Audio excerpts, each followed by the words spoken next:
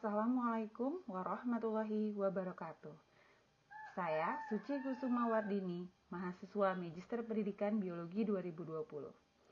Video yang barusan kita saksikan adalah video mengenai metamorfosis yang terjadi pada kupu-kupu. Indah bukan? Ternyata dalam proses rangkaian metamorfosis serangga atau khususnya kupu-kupu tadi, ada hormon yang bekerja, mengatur semua rangkaian metamorfosis. Maka pada kesempatan kali ini, saya akan membahas bagaimana regulasi hormon pada proses metamorfosis pada serangga. Ada 3 pokok bahasan yang akan saya bahas. Yang pertama, mengenai pengertian metamorfosis. Yang kedua, bagaimana tahapan metamorfosis yang terjadi pada serangga. Dan yang ketiga, regulasi hormon pada metamorfosis serangga. Pengertian metamorfosis. Metamorfosis adalah rangkaian perubahan perkembangan yang dramatis, di mana organisme yang awalnya belum matang hingga menjadi matang secara seksual dan diberi bentuk yang baru. Maka bentuk yang baru ini menjadi ciri utama dari proses metamorfosis. Bentuk baru dari telur, kemudian menjadi larva hingga menjadi individu yang dewasa adalah bentuk baru. Tidak ada bentuk yang sama. Hewan-hewan yang mengalami metamorfosis antara lain serangga seperti kupu-kupu, belalang, kutu. Kemudian ada hewan amfibi seperti katak. Pada pembahasan kali ini saya akan membahas metamorfosis pada serangga saja. Serangga merupakan hewan yang paling spesifik di muka bumi. Siklus hidup serangga juga sangat beragam. Ada 3 pola metamorfosis pada serangga. Yang pertama, ametabola. Ini ametabola. Kemudian ada hemimetabola. Dan yang ketiga ada holometabola. Pada ametabola, ini adalah siklus hidup di mana perkembangan terjadi secara langsung atau tidak mengalami metamorfosis. Maka tidak ada tahap larva. Setelah menetas, pada proses tahapan ametabola hanya masuk pada tahap pronimfa. Pada tahap ini serangga terlihat seperti dewasa, hanya ukurannya saja yang lebih kecil. Terlihat seperti dewasa dengan ukuran yang lebih kecil, yang kemudian akan bertambah besar seiring terjadinya proses molting atau pergantian kulit. Maka dari proses pronim hingga menjadi dewasa tidak terjadi perubahan bentuk. Tidak ada bentuk yang baru ini menjadikan ametabola sebagai tahap perkembangan yang tidak mengalami metamorfosis. Contohnya adalah kutu buku. Yang kedua, hemimetabola atau yang dikenal dengan metamorfosis tidak sempurna atau metamorfosis bertahap. Setelah telur menetas akan masuk ke tahap pronimf. Pada tahap ini kutikula sering terlepas seiring bertambah serangga yang menetas tersebut. Pronim akan berkembang menjadi nimfa. Pada nimfa ini sayap masih berupa tunas sayap. Dan setiap terjadi molting atau pengelupasan kulit, organ-organ seperti sayap,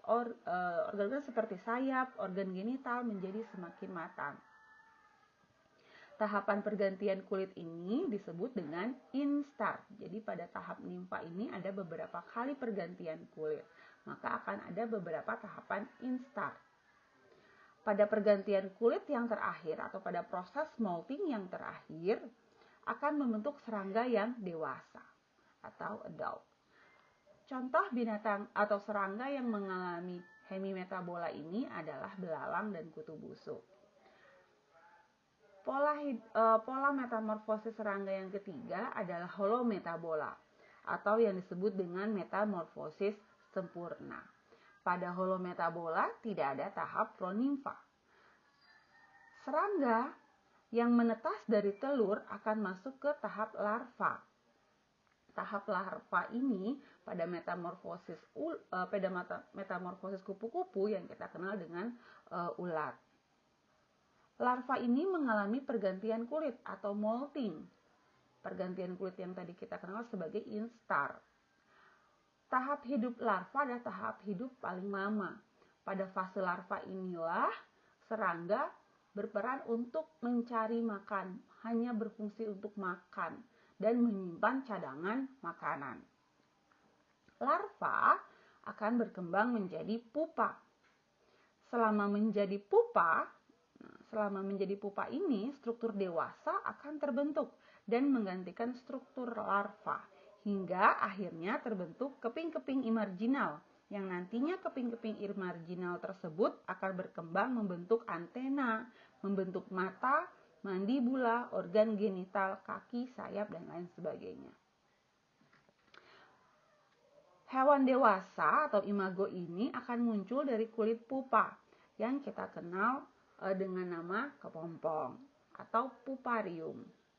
Bentuk imago ini sama sekali berbeda dari bentuk pupanya, berbeda dari bentuk larvanya. Maka holometabola ini disebut dengan metamorfosis sempurna karena pada setiap tahapannya memberikan bentuk yang baru pada serangga tersebut. Dari ketiga tahapan metamorfosis serangga ini tentunya ada hormon yang berperan mengatur seluruh prosesnya. Regulasi hormon pada metamorfosis. Apa peranan hormon dalam metamorfosis ini? Peranan hormon dalam metamorfosis antara lain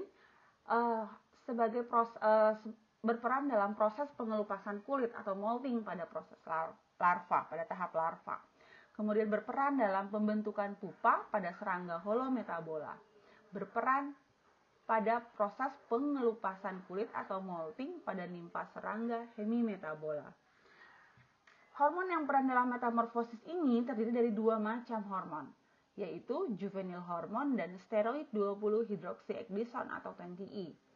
Juvenile hormon ini disekresikan oleh corpora allata. Ini struktur dari juvenile hormon dan steroid 20-hydroxyekdison.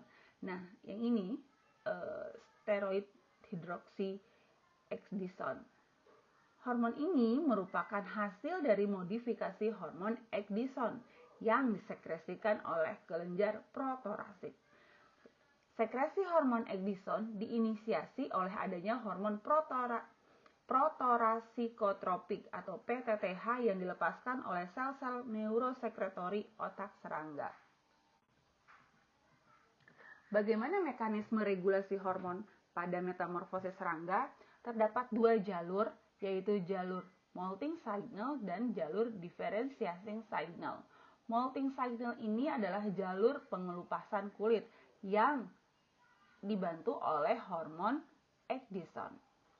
Secara berkala, sel-sel neurosekretori di dalam otak akan menghasilkan hormon protorasikotropik atau PTTH. Hormon ini kemudian merangsang kelenjar protoraks untuk menghasilkan hormon ekdison.